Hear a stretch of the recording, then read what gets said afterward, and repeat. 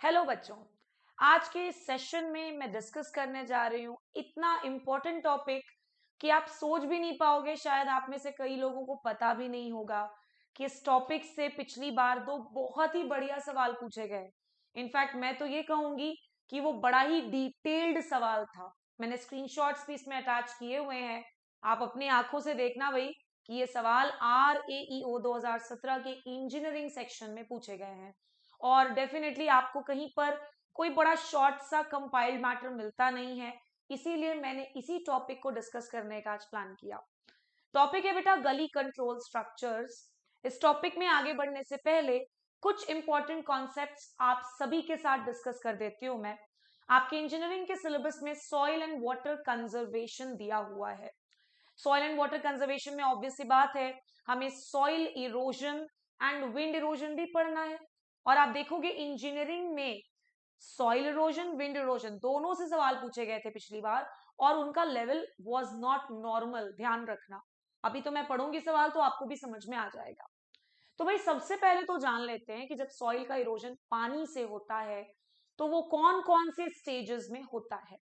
सबसे पहला, I know आप सभी लोग जानते हैं बट रिवाइज कर लेने में कोई बुराई भी नहीं है, स्प्लैश इरोजन, जिसे रेन ड्रॉप इरोजन भी कहते हैं, फॉलोड बाय शीट इरोजन।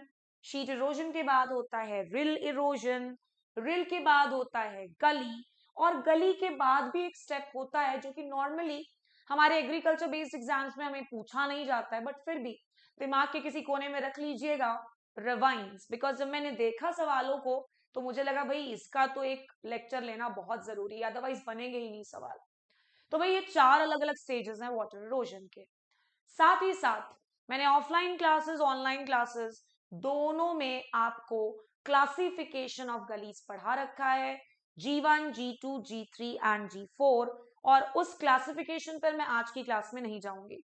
तो जो बच्चों ने क्लास नहीं देखा है या फिर कोई ऐसा बच्चा जिन्होंने क्लासेस एनरोल नहीं किया था, उनको बस मैं शॉर्ट में एक बार बता दूं कि भाई गली का भी क्लासिफिकेशन होता है फर्दर अकॉर्डिंग टू द गहराई एंड अकॉर्डिंग टू द चौड़ाई ऑफ द गली।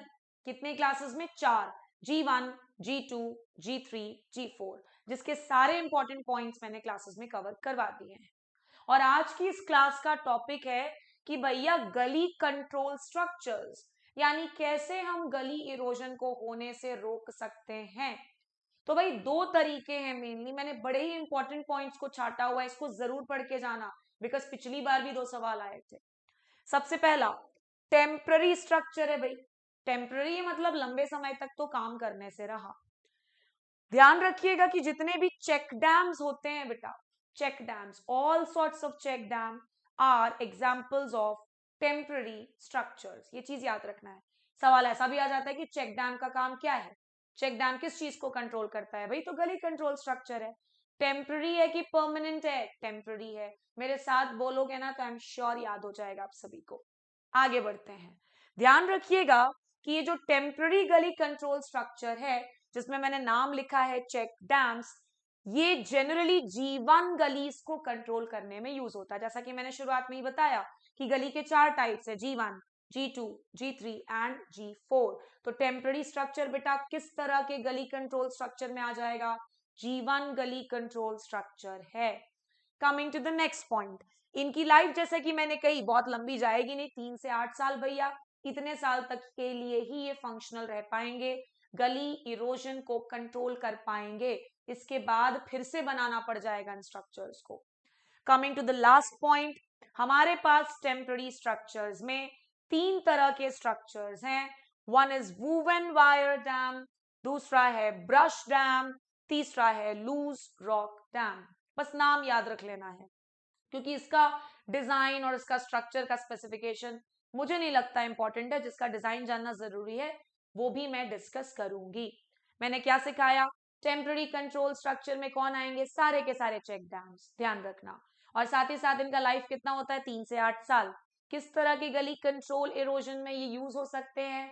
G1 गलीज में। दैट्स इट, बस इतना काफी है टेम्पररी कंट्रोल स्ट्रक्चर्स में।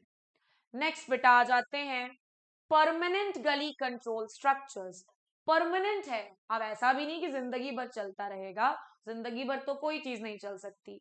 परमानेंट गली कंट्रोल स्ट्रक्चर जो हैं ये ऑन एन एवरेज 25 से 50 साल तक तो बढ़िया आपको काम करके देंगे। अब आगे बढ़ते हैं नेक्स्ट पॉइंट की तरफ। ये जो परमानेंट स्ट्रक्चर्स हैं ये 3 अलग अलग कैटेगरीज में डिवाइड किए जाते हैं। सबसे पहला है बेटा ड्रॉप स्ट्रक्चर। घबराना नहीं, अगर आपके 2 या 3 मार्क्स सिक्योर हो जाते हैं और मैंने इतना शॉर्टकट में पढ़ाया हुआ है तो डेफिनेटली पढ़ के जाइएगा। टेम्पररी स्ट्रक्चर G1 गली। अब हम आ जाते हैं परमानेंट कंट्रोल स्ट्रक्चर पर। Drop structures G2 gully, shoot structures G3 gullies, drop inlet structures G4 gullies. ये जितना नाम तुमने पढ़ा, चाहे वो ड्रॉप स्ट्रक्चर हो, चाहे वो शूट स्ट्रक्चर हो, चाहे वो ड्रॉप इनलेट स्ट्रक्चर हो, परमानेंट है कि टेम्पररी है? परमानेंट। क्या पता तुम्हारी किस्मत इतनी अच्छी हो कि बिल्कुल नॉर्मल सवाल आ जाए, शायद जैसा मैंने लिखा है वैसा ही तुमको देखने को मिल जाए, तो भैया पढ़ के तो जाना ही है। तो drop structure G2, shoot structure G3, drop inlet G4, temporary structure G1। सारे चेक डैम्स को कहां पर रखा? टेम्पररी गली कंट्रोल स्ट्रक्चर्स में। अब आते हैं बेटा नेक्स्ट टॉपिक पर, क्योंकि मुझे आपको आरईओ के सवालों तक पहुंचाना है और ध्यान से सुनेंगे। एक काफी important permanent gully control structure होता है जिसका नाम है डाइवर्जन। क्या कहते हैं बेटा? डाइवर्जन। आइए पढ़ते हैं क्या क्या पॉइंट्स इंक्लूडेड है इसमें। ध्यान रखिएगा, इसका मेजर पर्पस होता है, डाइवर्जन का बनाने का मेन पर्पस क्या होता है? जो भी एक्स्ट्रा वाटर अर्थ के सरफेस पर बहता है उसे क्या कहते हैं बेटा? Run of. तो एक बार मैं पढ़ देती हूँ। इसका मेजर ऑब्जेक्टिव होता है to convey run off to a suitable disposal point at non erosive velocity. शब्दों को देख करके घबराइए नहीं भैया, जो टॉपिक है तुम्हारा आज का वो है गली कंट्रोल स्ट्रक्चर। इसमें हम डाइवर्जंस पढ़ रहे हैं। Divergence permanent gully control structures हैं। ये डाइवर्जंस करते क्या हैं? तो रन ऑफ, जो कि एक्स्ट्रा बहता हुआ पानी है, जो कि आगे चल करके इरोजन का कारण बनेगा बहुत बड़ा, उस पूरे के पूरे रन ऑफ को एक कॉमन पॉइंट पर ले जाकर के छोड़ दिया जाता है। आई होप आप सभी को समझ में आ गया हो मैंने क्या बोला है। नेक्स्ट पॉइंट पर आ जाते हैं बेटा। ये जो डाइवर्जंस होते हैं इसके 3 पार्ट्स होते हैं।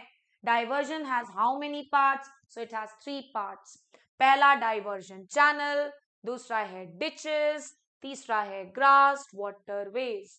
Diversion channels, ditches and grass waterways. घबराओ नहीं, मैं एक बार पूरा रिवाइज करूंगी आप सभी के साथ। शॉर्ट में तो एटलीस्ट मैं कर ही सकती हूँ। सबसे इंपॉर्टेंट पॉइंट, बिकॉज यही मेरे आरईओ का सवाल था पिछले बार का, कि ये जो डाइवर्जंस है भाई, इनको ऐसे डिजाइन करना है कि इनका जो रिटर्न पीरियड हो वो कितने साल का हो? 10 साल का। तुम सोचो जरा क्या क्या सवाल 2017 में पूछा गया है। अब तो तुम 2024 में एग्जाम दोगे तो पता नहीं क्या ही आ जाएगा। मतलब ये जो डाइवर्जंस हम डिजाइन करते हैं as run off control structures, as gully control structures, इनका रिटर्न पीरियड कितने सालों का होना चाहिए? 10 साल। रिटर्न पीरियड मतलब क्या मैडम?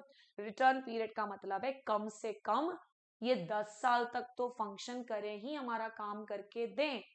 अब तुम्हें लग रहा होगा कि मैम यार झूठ बोल रही है, इतना हाई फाई सवाल थोड़ी ना आया होगा 2017 में।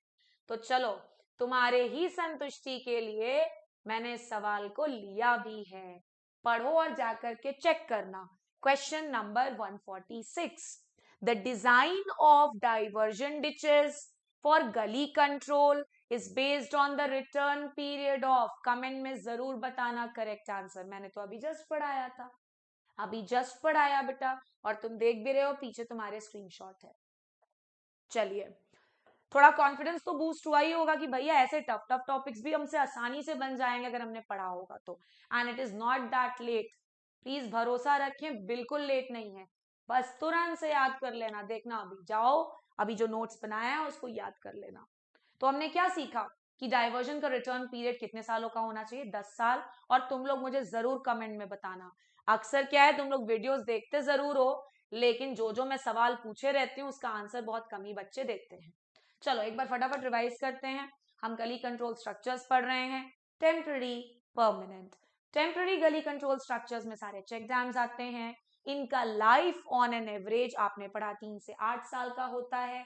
किस तरह के गली कंट्रोल स्ट्रक्चर्स हैं? G1 गली कंट्रोल स्ट्रक्चर्स में सारे टेम्पररी स्ट्रक्चर्स आ जाते हैं। Coming to the next, permanent gully control structure, life इनका काफी बड़ा होता है। नॉर्मली बुक्स लिखते हैं 25 से 50 साल, हमें भी ऐसे याद होना चाहिए। परमानेंट स्ट्रक्चर में हमारे पास 3 स्ट्रक्चर्स हैं, drop structures, shoot structures and drop inlet structure. कौन कौन से गली में यूज होते हैं बेटा, याद करना पड़ेगा। अब coming to the next very important point, और ये भी परमानेंट गली कंट्रोल स्ट्रक्चर के अंदर आता है। एक बढ़िया सा फोटोग्राफ मुझे मिला था, उस फोटोग्राफ को तुम देख लो, उसके बाद मैं तुम्हें सवाल पढ़ाऊंगी ताकि तुम्हें समझ में आ जाए कि पिछली बार ये सब सवाल पूछे गए हैं। मैंने स्क्रीनशॉट भी रखा हुआ है आगे। ये जो स्ट्रक्चर आप देख रहे हैं बेटा, इसे कहते हैं ड्रॉप स्पिलवे। क्या कहते हैं, ड्रॉप स्पिलवे। क्या है मैम ये, तो अभी जस्ट तो तुमने पढ़ा। ये जो ड्रॉप स्पिलवे होता है, ये एक तरह का गली कंट्रोल स्ट्रक्चर है। इस ड्रॉप स्पिलवे के बेटा एक पार्ट का फंक्शन पूछा है पिछली बार, बहुत सरप्राइजिंग होगा आप सभी के लिए। रट जाना, पिछले बार के पेपर का सोल्यूशन नहीं है, बिकॉज वो सेम सवाल रिवाइज हो जाएगा, रिपीट हो जाएगा, ऐसा तो बिल्कुल भी नहीं होता। चलो ध्यान से देखो, तो कुछ इंपॉर्टेंट पार्ट्स मैं आपको दिखा देती हूँ। ये जो ड्रॉप स्पिलवे होता है ना बेटा, ये वियर लाइक स्ट्रक्चर होता है। किस टाइप का स्ट्रक्चर होता है बेटा, वियर लाइक स्ट्रक्चर। कुछ याद आया, जब आप डिस्चार्ज मेजरमेंट पढ़ते हो वाटर मैनेजमेंट में, तो 3 स्ट्रक्चर्स की बात करते हैं, वियर, ओराइफिस और फ्लूम। तो भैया सबसे पहले कि ड्रॉप स्पिलवे किसके जैसा दिखता है, तो वियर के जैसा, it's a weird like structure. आगे कुछ पार्ट्स को देख लेना बेटा, जैसे ये जो है, आपको ये दिख रहा है, ये वाला पार्ट, इसे कहते हैं हेड वॉल एक्सटेंशन। नाम जानने की जरूरत नहीं है। इस हेड वॉल एक्सटेंशन के नीचे आपको ये वाला हिस्सा दिख रहा है ना, इसे कहते हैं कट वॉल। क्या बोलते हैं बेटा, कट ऑफ वॉल या कट वॉल। और इसी का फंक्शन पिछली बार आरयू 2017 में पूछा था। कुछ और पार्ट्स को मैं दिखा देती हूँ। ये दिख रहा है दिस पार्ट, ये पूरा का पूरा पार्ट कहलाता है बेटा हेड वॉल। क्या कहलाता है, हेड वॉल। जब पानी रन ऑफ एक साइड से बह करके आ रहा होता है ना, तो सबसे पहले ये टकराता है हेड वॉल से। किससे टकराता है, हेड वॉल से। जैसे तुम्हारे आरईओ 2017 और आरईओ 2024 में आने वाले तगड़े क्वेश्चंस पहले मुझसे टकराएंगे, तब तुम तक आएंगे। इसीलिए तो भैया इतना मेहनत कर रही हूँ, ध्यान रखना, पढ़ करके जाना। तो ये हो गया बेटा हेड वॉल, ठीक है। हेड वॉल के नीचे ये वाला हिस्सा आपको दिख रहा है, आई डोंट नो ये एकदम क्लियरली दिख रहा है कि नहीं। इस हिस्से को कहते हैं बेटा एप्रॉन। क्या कहते हैं, एप्रॉन। अच्छा, जरा इसको डिलीट कर दूं। ये वाला हिस्सा तो दिख रहा है ना, ये वाला, ये वाला, ये पूरा, इसको हम कहते हैं साइड वॉल। इसे हम क्या कहते हैं, साइड वॉल। ठीक है। अब भैया स्ट्रक्चर डायग्राम ड्रॉ करने थोड़ी ना बोला था पिछली बार। पिछली बार तो जो सवाल आया है वो होश उड़ा दे लोगों का। बहुत बार तो इंजीनियरिंग वाले बच्चों को भी ये सारी चीजें याद नहीं होती हैं। पिछली बार पूछा था कट ऑफ वॉल का फंक्शन। तो चलिए पढ़ते हैं, घबराने की कोई जरूरत नहीं है। पिछली बार कट ऑफ वॉल पूछा, इस बार कुछ भी पूछ सकता है। मैंने सारे फंक्शंस को यहाँ पर समराइज किया हुआ है। तो आइए बेटा, ड्रॉप स्पिलवे, जिसका मैंने अभी डायग्राम दिखाया, जिसके बारे में मैंने बताया कि ये गली कंट्रोल स्ट्रक्चर है, परमानेंट गली कंट्रोल स्ट्रक्चर है। इसके विभिन्न पार्ट्स को मैंने मार्क किया। आइए उन पार्ट्स के नाम और साथ ही साथ उनके फंक्शंस को पढ़ लेते हैं। कुछ याद आया, मैंने भी हेड वॉल दिखाया था, हेड वॉल, और मैंने कहा था कि 2024 आरईओ के सवालों को पहले मुझसे टकराना होगा, आने वाले सवालों को उसके बाद तुमसे टकराएंगे।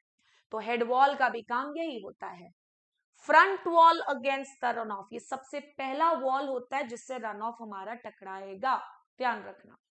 नेक्स्ट, साइड वॉल का फंक्शन क्या, भी मैंने दिखाया था, साइड में था साइड वॉल।